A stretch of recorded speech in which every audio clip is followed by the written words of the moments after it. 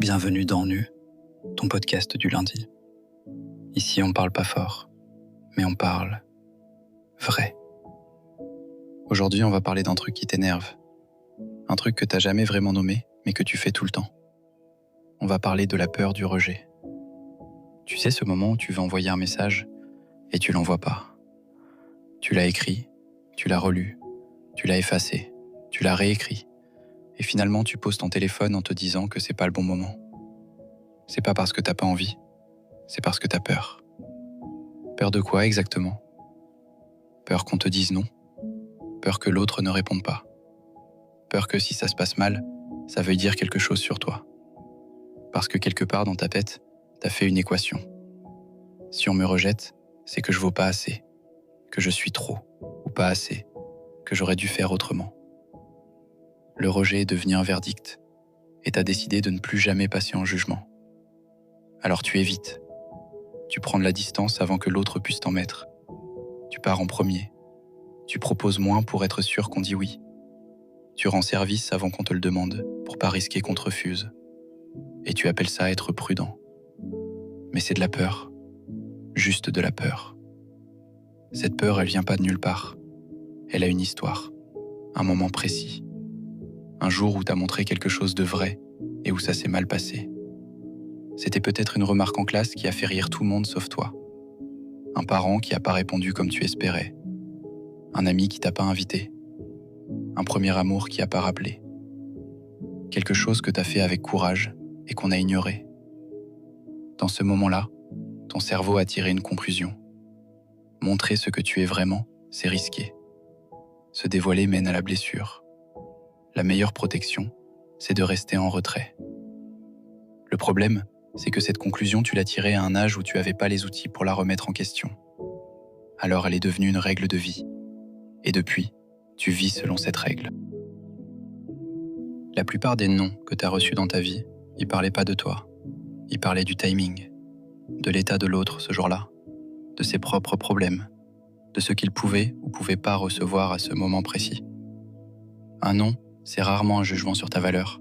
C'est presque toujours un non à ce moment-là, dans ce contexte-là. Mais toi, t'en as fait une preuve. T'as pris ce non, tu l'as retourné dans tous les sens et tu l'as transformé en « preuve que je suis pas assez bien ». Et depuis, tu construis ta vie pour éviter d'entendre ce verdict. Pour faire ça, t'as mis des masques. Et on va parler de la peur du rejet à travers ces masques. Premier masque, l'humour. Tu fais rire avant qu'on puisse te juger. Tu te moques de toi-même en premier. Comme ça, si on rit, c'est toi qui contrôles. Personne peut te blesser avec quelque chose que t'as déjà dit toi-même. Deuxième masque, la distance. Tu restes en observation. Tu t'impliques juste assez pour être là, mais jamais assez pour être vraiment exposé. Tu décides jusqu'où tu laisses entrer les gens et tu gardes toujours une sortie de secours. Troisième masque, l'ironie. Tu traites les choses qui comptent vraiment pour toi avec légèreté. Tu fais semblant que ça t'indiffère. Parce que si tu montres que t'y tiens vraiment et que l'autre s'en fout, c'est trop douloureux. Ces masques ont marché. Ils t'ont protégé. Mais ils ont empêché quelque chose d'essentiel. Ils ont empêché qu'on te voie vraiment. Et ce que tu veux le plus au fond, c'est exactement ça. Être vu, être connu, être aimé pour ce que tu es, pas pour la version que tu présentes. Mais pour ça, il faut enlever le masque.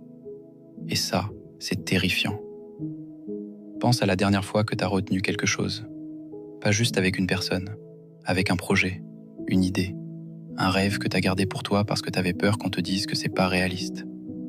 Tu l'as protégé en le gardant dans l'ombre. Mais dans l'ombre, les rêves se rétrécissent, doucement, jusqu'à ce que tu te souviennes plus pourquoi tu l'avais eu. Et tu vis avec ce vide de tout ce que tu aurais pu tenter. Dans tes relations aussi, la peur du rejet laisse des traces. Tu restes en surface, pas parce que t'es superficiel, parce que la profondeur expose. T'es capable d'écouter les autres pendant des heures. T'es probablement la personne à qui tout le monde se confie. Mais toi, tu donnes peu de toi. Pas les trucs qui font vraiment mal. Pas ceux dont t'as honte. Pas ce que tu veux vraiment. Parce que si tu montres tout et que l'autre s'en va, c'est le pire des rejets. Celui qui dirait « je t'ai vu en entier » et t'es pas suffisant. alors tu gardes une part d'ombre. Une part que personne ne touche. Et tu te retrouves dans des relations qui restent à mi-chemin. Ni vraiment proches, ni vraiment lointaines. C'est confortable, mais c'est un peu vide. Et parfois tu te demandes pourquoi tu te sens seul alors que t'es entouré. C'est ça la réponse. T'es entouré de gens qui connaissent ta version arrangée, pas toi. La peur du rejet, c'est pas une faiblesse. C'est une réponse que t'as apprise. À un moment de ta vie, quelqu'un t'a rejeté, et ça a fait tellement mal que ton cerveau a tout fait pour que ça n'arrive plus jamais. Il a mis des systèmes en place, des habitudes, des comportements.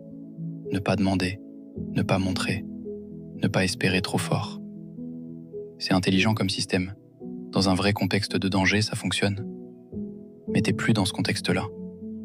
Tu portes une armure pour une guerre qui est terminée. Ce que je te propose, c'est pas d'arrêter d'avoir peur.